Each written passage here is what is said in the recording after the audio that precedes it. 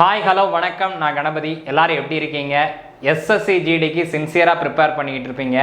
உங்கள் எல்லாருக்கும் பிடிச்ச டாப்பிக்கான ப்ராஃபிட் அண்ட் லாஸ் கொஸ்டினுடைய இன்னொரு கிளாஸ் தான் பார்க்க போகிறோம்.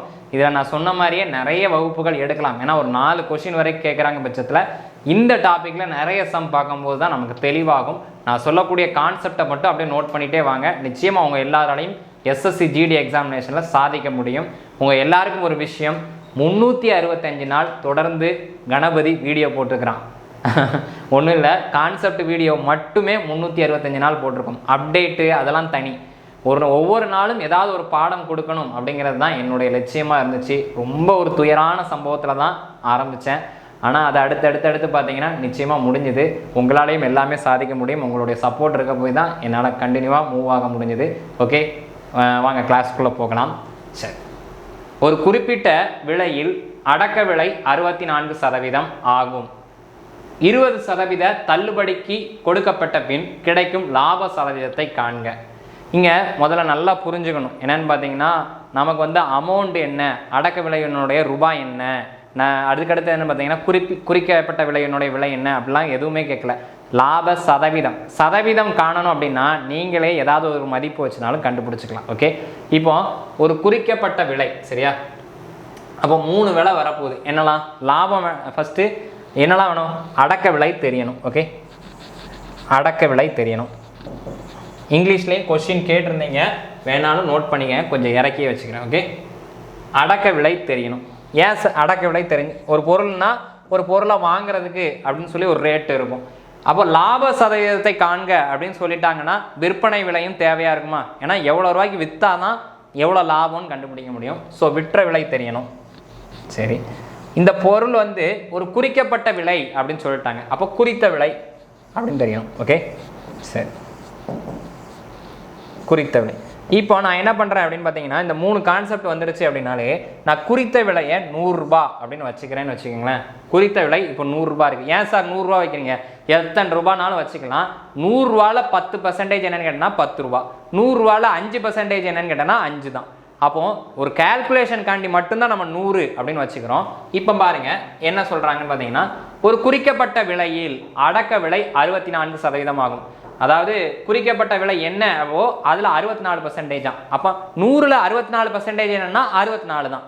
அப்போ அடக்க விலை என்னவா இருக்க போது? 64 ரூபா அப்படின்னு தெரிஞ்சிருச்சு. ஓகே, 64 ரூபான்னு தெரிஞ்சிருச்சு. இப்போ இந்த 2 தெரிஞ்சிருச்சா? இப்போ அடுத்து என்ன சொல்றாங்கன்னு பார்த்தீங்கன்னா, டிஸ்கவுண்ட் பண்றாங்க. என்ன பண்றாங்க? குறிக்கப்பட்ட விலையில இருந்து தள்ளுபடி, நல்லா கேட்டீங்க, தள்ளுபடி அப்படின்னு ஒன்று கொடுக்குறாங்க அப்படின்னாலே அது எம்ஆர்பி, அதாவது மார்க்கெட் ப்ரைஸில் தான் கொடுக்க முடியும். குறிக்கப்பட்ட விலையில தான் தள்ளுபடி கொடுக்க முடியும். அடக்க விலையிலையோ விற்பனை விலையிலையோ ப்ராஃபிட் லாஸ் இதிலெல்லாம் கொடுக்க முடியாது. தள்ளுபடி அப்படிங்கிற ஒரு வார்த்தை வந்துருச்சுன்னா அது குறிக்கப்பட்ட விலையிலேருந்து கொடுக்கப்பட்டது தான். ஓகே, அப்போ என்னன்னு பார்த்தீங்கன்னா 20% டிஸ்கவுண்ட் பண்ணுறாங்க. அப்போ 100ல் 20% என்னன்னா 20 தான். அப்போ 20 ரூபா குறைக்கிறாங்க. அப்போ எவ்வளோ ரூபாய்க்கு விற்றுருப்பாங்க? 80 ரூபாய்க்கு விற்றுருப்பாங்க. ரைட்டா? 100 ரூபா அப்படின்னு சொல்லி சட்டையில் லேபிள் ஒட்டியிருக்கிறாங்க. ஆனால் 20% டிஸ்கவுண்ட் கொடுக்குறாங்கன்னா 20 ரூபா குறைக்கிறாங்க. அப்போ 100ல் 20% 80. இப்போ தெரிஞ்சிருச்சா? ரேட் என்ன சொல்லியிருக்கிறாங்க? அதாவது லேபிளில் ஒட்டினது 100 ரூபா, ஆனால் வாங்கினது 64 ரூபா தான், விற்றது 80 ரூபா அப்படிங்கிறது தெரிஞ்சு போச்சு. இப்போ நல்லா தெரிஞ்சிருச்சா? இப்போ லாப சதவீதத்தை காண்க அப்படின்னு தான் சொல்லியிருக்காங்க. லாப சதவீதம்னா என்ன சொல்லியிருக்கோம்? அடக்க விலைக்கும் விற்ற விலைக்கும் உள்ள வித்தியாசம் தான் லாப சதவீதம். இப்போ ப்ராஃபிட் பர்சன்டேஜ் தான் கேட்குறாங்க. Profit percentage equal to formula என்னன்னு பார்த்தீங்கன்னா, லாப சதவீதம் ஈக்குவல் டு லாபம் டிவைடட் பை அடக்க விலை இன்ட்டு 100. அப்போ லாபம் எவ்வளோ சார்? 64 ரூபாய்க்கு வாங்கி 80 ரூபாய்க்கு விற்கிறாங்க, 16 ரூபா லாபம். சரியா? லாபம் டிவைடட் பை அடக்க விலை என்னது? 64 ரூபா. ரைட்டு, இன்ட்டு 100 போட்டிங்களா? இப்போ 16 16 4 16 64, 1 4 4 25. அப்போ என்னன்னு பார்த்தீங்கன்னா 25% லாபம் அப்படிங்கிறது தெரிஞ்சிருச்சு. ரைட்டா? இதை தான் தெரிஞ்சுக்கணும். இந்த கான்செப்டை புரிஞ்சுக்கோங்க. அப்போ ஆப்ஷன் என்னன்னு பார்த்தீங்கன்னா ஆப்ஷன் பி தான் சரியான ஆன்சர். ஓகே, அடுத்த சம் போயிடலாமா? அடுத்து இங்கிலீஷில் வாசிக்கிறேன். Dinesh offer his customers a discount of 15% on a raincoat and he still make a profit of 25%. What is actual cost of raincoat marked for ₹800. Okay, இது ஒரு புது சம்மு. இந்த கான்செப்டை நான் சொல்லிக் கொடுக்கக்கூடிய இந்த மெத்தடில் எழுதிக்கங்க. நிச்சயமாக உங்களால் செய்ய முடியும். இந்த மாதிரி கணக்குகள் அடிக்கடி நிறைய கேட்குறாங்க. இது ஒரு ஃபார்முலா மாதிரி இருக்குது, அதை நான் சொல்கிறேன், நோட் பண்ணி வச்சுக்கோங்க. ரைட்டா? என்னன்னு பாருங்க. தினேஷ் ஒரு சட்டையை 15% தள்ளுபடியில் தனது வாடிக்கையாளருக்கு விற்கிறார் அப்படின்னு சொல்கிறாங்க. 15% டிஸ்கவுண்ட் கொடுக்குறாங்க அப்படின்னு தெரிஞ்சிருச்சு. அப்படி 15% டிஸ்கவுண்ட் கொடுத்தாலும் அவருக்கு 25% லாபம் கிடைக்கும். சரியா? குறித்த விலை என்னன்னு சொல்லிட்டாங்கன்னா ₹800. அடக்க விலை என்னன்னு கேட்டிருக்காங்க. அப்போ இங்கே என்னெல்லாம் வருது அப்படின்னு பார்த்தீங்கன்னா டிஸ்கவுண்டு, அதை பற்றி பேசியிருக்காங்க. அடுத்து லாபம் அப்படிங்கிறத சொல்லியிருக்கிறாங்க. ரைட்டா? லாப சதவீதம், டிஸ்கவுண்ட் பர்சன்டேஜ் என்னன்னு கொடுத்துட்டாங்க, தள்ளுபடி சதவீதம், லாப சதவீதம், குறித்த விலை, அடக்க விலை. இந்த 4த்தையும் பற்றி பேசுகிறாங்கன்னா டக்குன்னு இந்த ஃபார்முலாவை பயன்படுத்திடுங்க. என்னத்தெல்லாம் பற்றி பேசுனாங்களோ அதெல்லாம் எழுதிருங்க. சரியா? என்னன்னு பாருங்க. குறித்த விலை. சரியா? அப்போ என்னெல்லாம் பற்றி இது ஒரு ஃபார்முலான்னு எழுதிக்கங்க. குறித்த விலை அப்படின்னு எழுதிக்கங்க. குறித்த விலை டிவைடட் பை அடக்க விலை. 4 விஷயத்தை பற்றி பேசுனாங்களா? நல்லா யோசிங்க. குறித்த விலை டிவைடட் பை அடக்க விலை. எதெல்லாம் பற்றி பேசுனாங்க? குறித்த விலை, அடக்க விலை, லாபம், தள்ளுபடி. இந்த 4 விஷயத்தையும் பற்றி பேசுனாங்களா? இந்த 4ஐயும் பயன்படுத்தி தான் இந்த சூத்திரம் பயன்படுத்த போகிறோம். அப்போ என்ன இருக்குன்னு பார்த்தீங்கன்னா 100 ப்ளஸ் ஒரு நிமிஷம்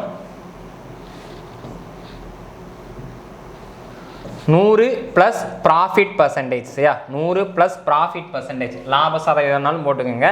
100 மைனஸ் டிஸ்கவுண்ட் பர்சன்டேஜ். ஓகே, இதுதான் ஃபார்முலா. மாற்றி போட்டுறாதீங்க. நல்லா பாருங்கள். இது ஒரு ஃபார்முலா அப்படின்னு ஞாபகம் வச்சுக்கோங்க. இது ஒரு மெத்தட், ஆனால் ஒரு ஃபார்முலான்னு ஞாபகம் வச்சுக்கோங்க. 4 விஷயத்தை பற்றி பேசுவாங்க. நல்லா ஞாபகம் வச்சுக்கோங்க. குறித்த விலை, அடக்க விலை, ப்ராஃபிட், டிஸ்கவுண்ட். இந்த 4 வார்த்தையும் வந்துருந்துச்சு அப்படின்னா இந்த ஃபார்முலாவை டைரெக்டாக போட்டுடலாம். அப்படியே அப்ளை பண்ண வேண்டியதுதான். என்னன்னு பாருங்க. குறித்த விலை எவ்வளோன்னு சொல்லிட்டாங்க? ₹800 கணக்கில் கொடுத்துட்டாங்க. அப்போ 800 போட்டுக்கலாமா? 800. அடக்க விலை தான் என்னன்னு கேட்குறாங்க, அது தெரியாது. சரியா? காஸ்ட் ப்ரைஸ் என்னன்னு தெரியாது, அதை கேட்குறாங்க. வேற 100 plus profit percentage. Profit percentage எவ்வளோன்னு கொடுத்துருக்காங்க உங்களுக்கு? ப்ராஃபிட் 25%, டிஸ்கவுண்ட் 15% அப்படின்னு சொல்லி கணக்கில் கொடுத்துட்டாங்க. அப்போ ப்ராஃபிட் எவ்வளோன்னா 25. அப்போ 100 ப்ளஸ் 25 என்னன்னு பார்த்தீங்கன்னா 125. Okay, 125 divided by discount percentage எதுன்னு பார்த்தீங்கன்னா 15. 100லேருந்து 15 போச்சுன்னா 85. ஓகே, 85%. பர்சன்டேஜும் அடிச்சிடுவீங்க. சரி, அது தேவையில்லை. ஓகே, சரி. இப்போ இதை சுருக்கி கண்டுபிடிச்சிங்கன்னா அடக்க விலை என்னன்னு கண்டுபிடிச்சிடலாம். ஓகே, அப்போ சுருக்கலாமா? ஃபஸ்ட்டு இந்த 2த்தையுமே அடித்து கொடுத்துருங்க. என்ன கிடச்சிருக்குன்னு பார்த்தீங்கன்னா 25 5 125, 17 5 85. இப்போ கிராஸ் மல்டிப்ளை பண்ணி கண்டுபிடிக்க வேண்டியதுதான். எனக்கு அடக்க விலை தான் வேணும். ஓகே, அடக்க விலை தான் வேணும். அப்போ அடக்க விலையை நான் அங்கே கிராஸில் கொண்டு போகிறேன். ரைட்டா? அப்போ இங்கே என்ன இருக்கும்? 800 ஆல்ரெடி இருக்குது. இங்கே வகுத்தலில் இருந்த 17 ஈக்குவல்ட்டுக்கு இந்த சைடு வந்துச்சுன்னா பெருக்கலாயிரும். அங்கே மேலே இருந்த 25 இங்கே கீழே வந்துடும். இந்த அடக்க விலை கிராஸில் போயிடும். அவ்வளோதான், வேறு எதுவுமே இல்லை. ரைட்டா? கிடச்சிருச்சு. இதை சால்வ் பண்ணிங்கன்னா உங்களுக்கு ஆன்சர் கிடச்சிரும். அப்போ சால்வ் பண்ணலாமா? அப்போ என்ன கிடைக்கும்னா 25 25 32 25 800. 32ஐயும் 17ஐயும் பெருக்கினீங்கன்னா 544 அப்படின்னு கிடச்சிருக்கும். 544. அப்போ என்னன்னு பார்த்தீங்கன்னா அடக்க விலை தான் எவ்வளவு? அடக்க விலை ஈக்குவல் டு ₹544 அப்படிங்கிறது தான்.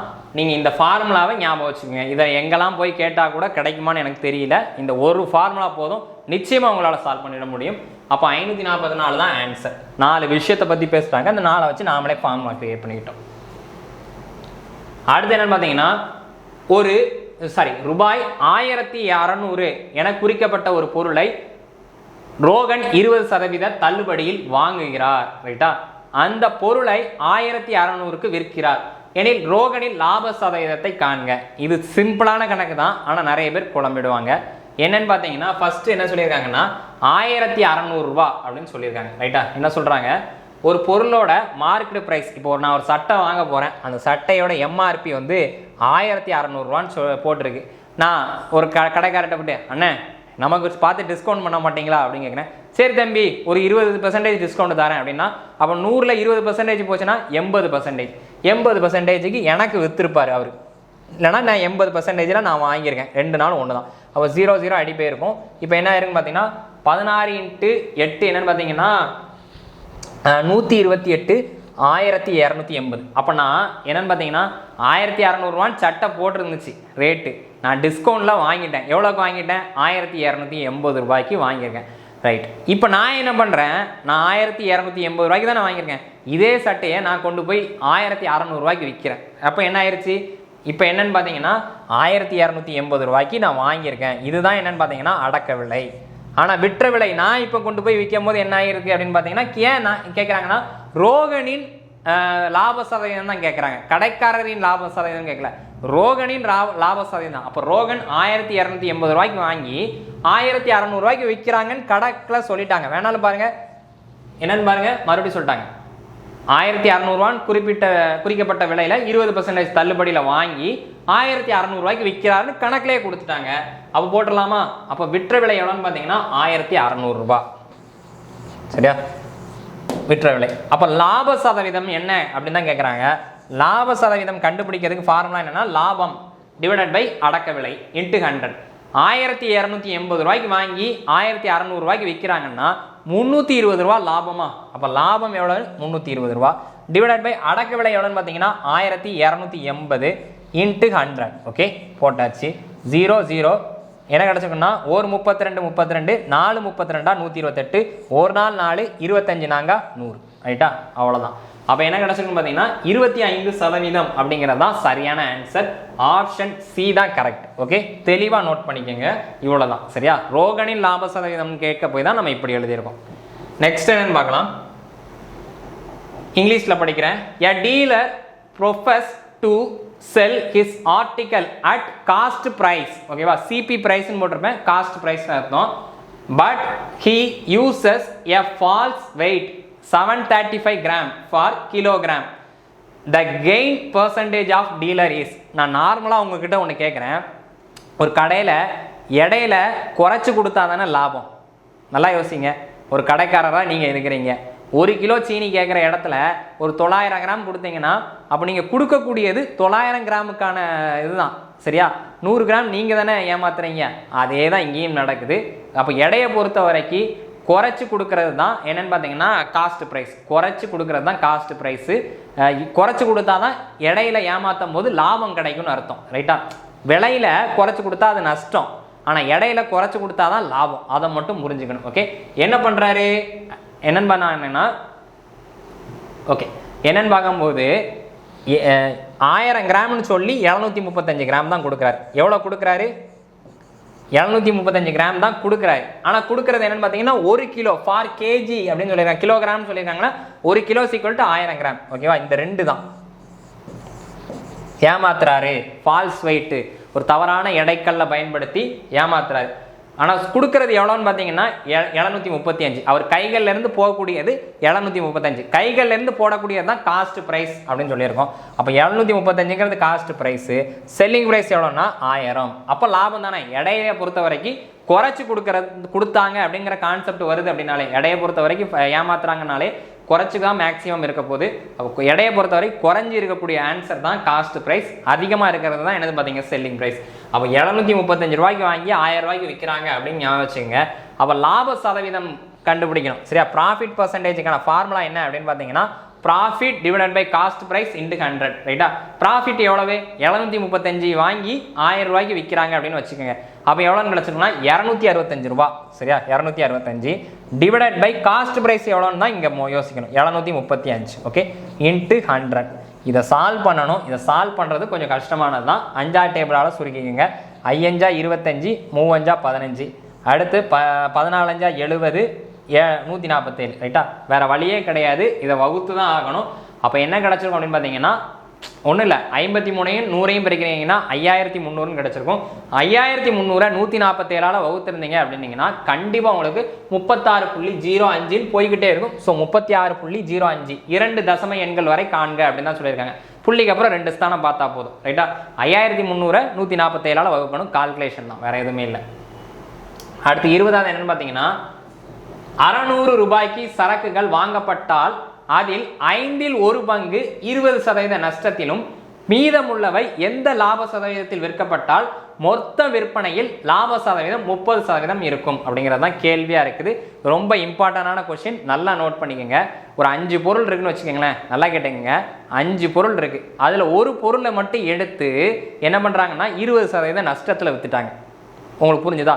மொத்தம் 5 பொருள் இருக்குது, அதில் ஒரு பொருளை எடுத்து மட்டும் 20% விற்றுட்டாங்க. அப்போ பேலன்ஸ் எத்தனை பொருள் இருக்கும்? 4 பொருள் இருக்கும். இது புரிஞ்சிருச்சு. இந்த 4 பொருளை நல்லா கேட்டுங்க, இந்த 4 பொருளை எத்தனை சதவீத லாபத்தில் விற்றா, அதான் கேள்வி. 4 பொருளை எத்தனை சதவீத லாபத்தில் விற்றா மொத்தமாக பார்க்கும்போது, ஏன்னா அந்த ஒரு பொருளை நஷ்டத்தில் விற்றுருக்குறாங்க, இந்த ஒரு பொருள் இதில் என்ன லாபத்தில் விற்றாங்கன்னு தெரியாது. மொத்தமாக பார்க்கும்போது அவருக்கு ப்ராஃபிட் 30% கிடைக்கும். அதுதான் கேள்வியாக இருக்குது. அப்போ இந்த மெத்தடை பயன்படுத்திங்க. இது ரொம்ப ரொம்ப சூப்பரான மெத்தட். ஓகே, மொத்தம் எத்தனை பொருள்? 5 பொருள், ரைட்டா? அதில் ஒரு பொருளை சரியா 20% நஷ்டங்கிறதுனால -20%, ஓகேவா? நஷ்டத்தில் விற்கிறாங்க. அப்போ பேலன்ஸ் இன்னும் எத்தனை பொருள் இருக்குன்னா 4, ரைட்டா?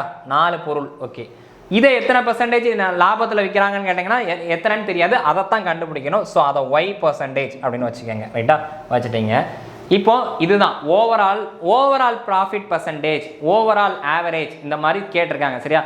மொத்தமாக இவ்வளோ சதவீத லாபம் கிடைக்கும், ஒரு பொருளை இவ்வளோ நஷ்டத்தில் விற்கிறாங்க, மீது இப்போ உள்ள பொருளை லாபத்திலே நஷ்டத்திலே விற்கிறாங்க, ஃபைனலாக எனக்கு இத்தனை % லாபம் கிடைக்கி, இத்தனை % நஷ்டம் கிடைக்கி அப்படின்னு சொல்லக்கூடியதுக்கு இந்த மெத்தடை பயன்படுத்திக்கலாம். சரியா? ஓவரால் ப்ராஃபிட் ஆர் லாஸ் இல்லைனா ஆவரேஜ், இந்த மூணுத்துக்கும் இந்த மெத்தடை பயன்படுத்த முடியும். ஓகே, அப்போ ஓவராலாக 30% சொல்லிட்டாங்க. அப்போ ஓவரால் சரியா நம்ம என்ன பண்ணியிருப்போம் அப்படின்னா, நார்மலாக ஓவரால் கண்டுபிடிக்கிறது இங்கேயும் வேல்யூ இருந்திருக்கும், நேராக பெருக்கியிருப்போம், ரைட்டா? அப்போ 1ஐயும் 20ஐயும் -20ஐயும் பெருக்கினீங்கன்னா -20, அடுத்து 4ஐயும் ஒய்யும் பெருக்கினீங்கன்னா 4y தான், +4y தான் ஆன்சர் கிடச்சிருக்கு. ஸோ 4y, ரைட்டா? டிவைடட் பை என்ன பண்ணுவோன்னு பார்த்தீங்கன்னா, இந்த 2 ரேஷியோ 4 பொருள் 1 பொருள்னு சொன்னோமா, ஸோ 5 பொருள். சரியா? இப்படி போட்டிருப்போம். இப்படி போட்டுட்டு இந்த side overall profit percentage or loss percentage சொல்லியிருப்போம். இங்கே ஓவரால் ப்ராஃபிட் பர்சன்டேஜ் மொத்தமாக ஃபைனலாக அவருக்கு 30% லாபம் கிடைக்குன்னு சொல்லிட்டாங்க. ஸோ 30% அதை போட்டுருணும். அவங்க ஆன்சரை கொடுத்துட்டாங்க, இடையில இருக்கிறது தான் கேள்வியாக கேட்டிருப்பாங்க, ரைட்டா? அப்போ இதை கண்டுபிடிச்சா போதும், y = என்ன வரும் அப்படிங்கிறது தான் கண்டுபிடிக்கணும். எளிமையான விஷயம். நீங்கள் இந்த இடத்துல தெரிஞ்சிக்க வேண்டியது, ஒரு பொருள் 4 பொருள், இந்த 2 சேர்த்தா தான் மொத்தம் 5 பொருள். ஏன் சார் அப்படி போட்டீங்க? 5இல் 1 பங்கு, 5ல் 1 பங்கு 20% நஷ்டத்துக்கு விற்றுட்டாங்க, பேலன்ஸ் 4 பங்கு தான் இருக்குது. அப்போ 4 பொருள். ஓகே, இதை 20% விற்கிறாங்க, இதை எவ்வளோ % லாபத்தில் விற்றுருந்தா ஃபைனலாக ஓவராலாக 30% லாபம் கிடைக்கும் அப்படின்னு ஒரு கேள்வி. அப்போ அதுக்கு என்ன பண்ணணும் அப்படின்னு பார்த்தீங்கன்னா, ஓவராலாக நமக்கு 30% லாபம் ஈக்குவல் நேராக பெருக்கிக்கோங்க, -20 4y அப்படின்னு இருக்கும். இந்த ரெண்டுத்தையும் மேலே மொத்தம் எத்தனை பொருள்னு சொன்னோம்? 5 பொருள். அதனால் வகுத்துட்டிங்கன்னா ஆன்சர் கிடச்சிடும், ரைட்? அப்போ என்ன கிடைக்குன்னு பார்த்தீங்கன்னா, 5 கிராஸில் மல்டிப்ளை பண்ணியிருப்பீங்களா? அப்போ 5 கிராஸில் மல்டிப்ளை பண்ணிங்கன்னா என்ன கிடச்சிருக்கும்? 30 × 5 150% அப்படின்னு கிடச்சிருக்கும். இங்கே என்ன கிடச்சிருக்கும் பார்த்தீங்கன்னா -20%, ரைட்டா? +4y% அப்படிங்கிறது தான் இருந்திருக்கும். ஓகே, 4y% அப்படின்னு தான். இப்போ இந்த -20 இங்கே வருது, அப்போ என்ன கிடச்சிருக்கும்? -20 இங்கே வந்தால் +20, அப்போ 150 + 20 170% அப்படின்னு ஆயிருக்குமா? 170% ஈக்குவல் டு 4y அப்படின்னு இருந்திருக்கும். இப்போ எனக்கு y தான் தேவை, y%. சரியா? y தான் தேவை. அப்போ y என்னன்னு கண்டுபிடிச்சிடலாமா? அப்போ கண்டுபிடிங்க. y = என்ன கிடச்சிருக்கும்? 170 இங்கேயே இருக்குது, இந்த 4 வகுத்தலில் வந்திருக்கும், y அப்படிங்கிறது கிடச்சிருக்கும். ஓகே, அப்போ 4ஆல் வகுக்கணுமா? 4 4 16, பேலன்ஸ் என்ன இருக்குன்னா 1, 10 ஆயிருக்குமா? 4 8, பேலன்ஸ் என்ன இருக்குன்னு பார்த்தீங்கன்னா 2, புள்ளி வச்சு ஒரு 0 சேர்த்துருப்பீங்க. அப்போ என்ன இருக்குன்னு பார்த்தீங்கன்னா 5 20, அப்போ 42.5%க்கு விற்கணும். ஓகே, 42.5% அப்படிங்கிறது தான் கரெக்ட். ஓகே, நோட் பண்ணிக்க வேண்டியது, ஓவரால் ப்ராஃபிட் ஆர் லாஸ் அப்படிங்கிறதுக்கு இந்த மெத்தடை பயன்படுத்திக்கலாம். நீங்கள் வேணாலும் பாருங்கள், இந்த 42.5 இந்த ஒய்க்கு பதிலாக போடுங்க, போட்டுட்டு இதே மாதிரி ஓவரால் ப்ராஃபிட் இந்த 30 போடாதீங்க, ஓவரால் ப்ராஃபிட் அப்படின்னு போட்டு கால்குலேட் பண்ணுங்கள்.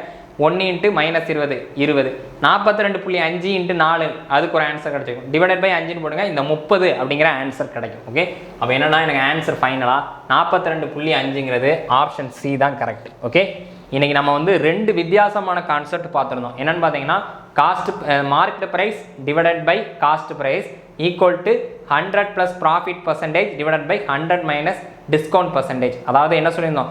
குறித்த விலை டிவைடட் பை அடக்க விலை ஈக்குவல் டு 100 + லாப சதவீதம் டிவைடட் பை 100 - தள்ளுபடி சதவீதம் பார்த்துருந்தோம். அதோட தொடர்ச்சியாக இந்த ஓவரால் ப்ராஃபிட் பர்சன்டேஜ் லாஸ் பர்சன்டேஜும் கண்டுபிடிச்சிருக்கோம். சரியா? இந்த 2 மெத்தடும் ரொம்பவே முக்கியமான விஷயம், நிறைய ரிப்பீட்டட் ஆகிட்டே இருக்கும். ஸோ இதுதான் ரொம்ப முக்கியம். ரைட், மாணவர்கள் அனைவரும் மத்திய மற்றும் மாநில அரசு பணியினை பெறுவதற்கு தென்காசி ஆகாஷ் ஃப்ரெண்ட்ஸ் ஐஏஎஸ் அகாடமியின் அன்பான வாழ்த்துக்கள். மறக்காம டேப்ஸ் என்ற சேனல் சப்ஸ்கிரைப் பண்ணிக்கோங்க. தேங்க்யூ.